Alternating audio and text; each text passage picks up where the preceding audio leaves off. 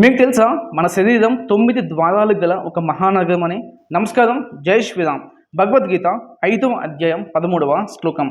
సర్వకర్మాణి మనస సన్యసస్తే సుఖం వసి నవద్వారే పురే దేహి నైవ కుర్వన్న కారణై.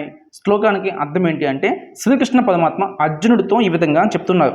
అర్జున, ఎవరైతే అంతఃకరణము శుద్ధిగా ఉంచుకుంటారో, ఎవరైతే యోగులుగా జీవిస్తారో, ఎవరైతే ఫలితాన్ని ఆశించకుండా జీవిస్తారో, అటువంటి వాళ్ళు ఏమనుకుంటారంటే, ఈ శరీరం నేను కాదు, ఈ శరీరం అనేది 9 ద్వారాలు గల ఒక మహానగరం, నేను దానికి రాజు కింద అయితే వాళ్ళు భావిస్తారు. 9 ద్వారాలంటే నవరంధ్రాలు అనమాట.